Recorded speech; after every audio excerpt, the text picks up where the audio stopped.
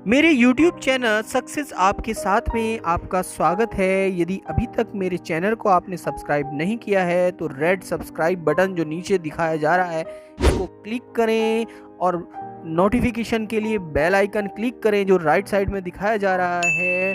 सभी नोटिफिकेशन लेने के लिए ऑल नोटिफिकेशन को भी क्लिक करें जिससे सबसे पहले आपके पास मेरी वीडियो पहुंचती रहे। Thank you for subscribing. इस वीडियो में हम जानेंगे कि कोई भी कैलेंडर नेक्स्ट ईयर में कब रिपीट होगा, कैसे रिपीट होगा। पहले तो हम इसमें नॉर्मली जानेंगे कि कैसे रिपीट होता है, फिर हम उसके बारे में ट्रिक भी एक इवॉल्व की है वो भी जानेंगे कि ट्रिक कैसे अप्लाई करें। इस वीडियो में हम देख रहे हैं कि 2004 का कैलेंडर किस वर्ष दोबारा रिपीट होगा या किसी भी सन का कैलेंडर कब दोबारा रिपीट होगा, इसमें समझते हैं। तो उससे पहले हम जान रहे हैं कि जो हमारे पास होता है कि कोई एक तो ये हमारे पास साधारण ईयर होता है, दूसरा लीप ईयर। सामान्य ईयर, लीप ईयर। सामान्य ईयर में अतिरिक्त दिनों की संख्या 1 होती है, लीप ईयर में अतिरिक्त दिनों की संख्या 2 होती है। और नीचे आपको दिया हुआ है कि जब अतिरिक्त दिनों की संख्या 7 से पूरी कट जाए तो उससे आगे वाले साल में क्या होता है, सेम कैलेंडर यूज़ होता है। तो इसको हम समझते हैं कि जैसे 2004 के लिए हम देख रहे हैं तो 2004 में हमने देखा है कि 2004 में जो हमारे पास अतिरिक्त दिन हैं 2 हैं। 2005 में अतिरिक्त दिन कितने हैं? 1 हैं। 2006 में 1 है, 2007 में 1 है और 2008 में 2 है। अब इन सबको हमने सम कर लिया है इनका, तो 2 और 1 3 और 1 4 और 1 5, 5 और 2 7, तो 7 आया है। 7 को 7 से डिवाइड किया तो आ गया है 0, यानी कि 2009 का कैलेंडर सेम होगा। ये तो बहुत आसान है, इजी है, हम समझ गए, मगर इसे हम बड़े पे लगाते हैं और तो उसे नेक्स्ट देखते हैं 2004। इसके बाद हम देखते हैं कि 1998, तो यहाँ भी वही प्रोसीजर लगेगा कि 1998 से हम लेके चल रहे हैं। यहाँ से देखेंगे 1998 को, तो जैसे ही हम 1998 को यहाँ से लेके चलेंगे आप देखोगे तो 1998 में 1 है, 99 में 1 है, 2000 में 2 है, 1 में 2001 में 1 है, 2002 में 1 है, 2003 में 1 है। तो हमारे पास दिनों की संख्या यहाँ कितनी आ गई है? 2 और 2 4 5 6 7, तो यानी कि 2004 का कैलेंडर फिर 1998 के कैलेंडर जैसा होगा। ये बहुत आसान है, मगर ये चल कैसे रहा है, क्या पैटर्न क्या इसमें चल रहा है, तो इसे समझने के लिए हम एक उदाहरण से समझते हैं क्या पैटर्न इसमें लगता है। तो उसके लिए हम यहाँ से इसको समझते हैं। तो यहाँ हमने क्या किया है, 1990 से शुरू कर रहे हैं। हम 1990 से यहाँ शुरू कर रहे हैं। तो 1990 का कैलेंडर कौन से ईयर में रिपीट होगा? तो 1996 में रिपीट होगा, 2001 में होगा, 2007 में होगा। 2007 के बाद कब रिपीट होगा? 2007 के बाद 2018 में रिपीट होगा। 2018 के बाद कब रिपीट होगा? 2024 में रिपीट होगा। 2024 के बाद कब रिपीट होगा?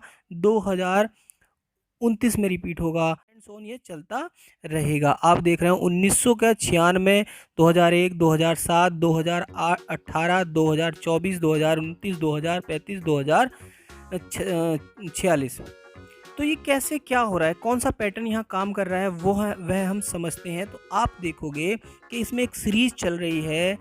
यहाँ से आप नोटिस करोगे 6 5 6 11 6 5, ये इस तरह से एक सीरीज चल रही है। उस सीरीज को आप देखोगे तो जैसे ही हम देखते हैं सीरीज को, यानी कि एक सीरीज चल रही है, आपने देखा है यहाँ से एक सीरीज चल रही है। तो उस सीरीज को हम कैसे फाइंड आउट करते हैं कि नेक्स्ट क्या आएगा, यह ट्रिक हम आगे समझते हैं। तो इसमें एक सीरीज चलती है, तो यह सीरीज कैसे काम करती है यह हम नेक्स्ट समझते हैं।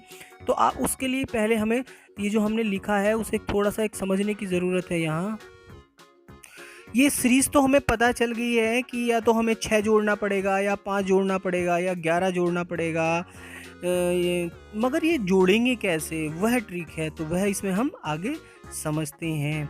यानी कि यदि हमें बिना ट्रिक के करना है तो हमें ऐसे करना होगा, विदाउट ट्रिक ऐसे। यदि हमें ट्रिक से करना है, एकदम एट रैंडम उसका एकदम फास्टली उसका आंसर निकालना है, तो उसके लिए हमें ट्रिक लगाना पड़ेगा, क्योंकि मैंने उसको इस फॉर्म में बदला है और फिर इस फॉर्म को मैंने ट्रिक में बदला है। यानी कि ये जो हमने बनाया है इसको अब ट्रिक में बनाने की कोशिश करें कि ट्रिक क्या लगेगी इस पर। तो आप देखोगे तो यहाँ बात कर रहे हैं हम, किसी का भी निकाल सकते हैं, ये उसी टाइप का क्वेश्चन है। तो अभी हम समझते हैं कि हमारे पास 2 तरीके के ईयर होते हैं।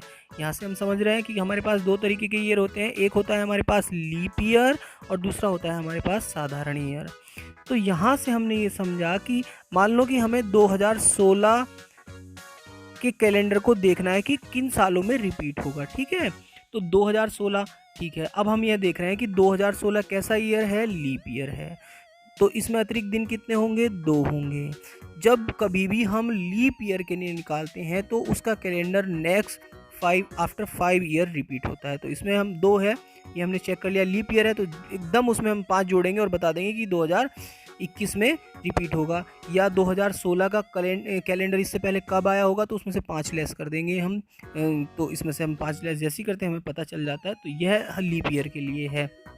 ठीक है, अब बात आती है साधारण ईयर के लिए हम कैसे करेंगे, क्योंकि उसमें तो साधारण ईयर के लिए आप स्क्रीन पे देख रहे होंगे, साधारण ईयर में ये लीप ईयर पे डिपेंड करता है कि साधारण ईयर लीप ईयर से कितने साल पहले है। तो जब हम देखते हैं, यहाँ से आप देख रहे होंगे मैंने कैलेंडर यहाँ लगाया है, यहाँ हम देख रहे हैं कि 2019 का कैलेंडर दोबारा कब रिपीट होगा, तो यह 11 साल बाद रिपीट होगा। कैसे पता चला हमें, तो इसके लिए हम देखते हैं कि हमें कैसे पता चल रहा है कि कैसे रिपीट हो रहा है ये। तो उसके लिए हमने देखा है कि सामान्य ईयर है, ये बात हमने कर ली है, मगर 2019 के तुरंत बाद लीप ईयर आ रहा है, एकदम जस्ट बाद में।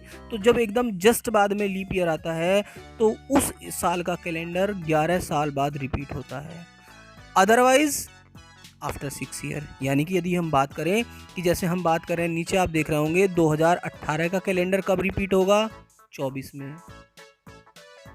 इससे क्योंकि अब आपने यहाँ ये देखा है कि 18 और 20 के बीच में कितना, 1 साल और आ गया है ये वाला, यानी कि 2019 इनके बीच में आ गया है, 1 साल बीच में है, 6 साल बाद रिपीट होगा।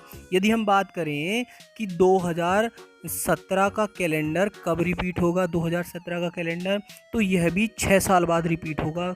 यानी कि केवल हमें ये देखना कि यदि जस्ट बाद में लीप ईयर है तो 11 साल बाद, और लीप ईयर या 1 के बाद है या 2 साल के बाद है तो 6 साल बाद। ये है ट्रिक। इस ट्रिक का यूज़ करके आप इस तरह के क्वेश्चन कर सकते हैं। यदि आपको यह वीडियो पसंद आया हो तो प्लीज़ लाइक, शेयर और subscribe my channel. Thank you for watching this.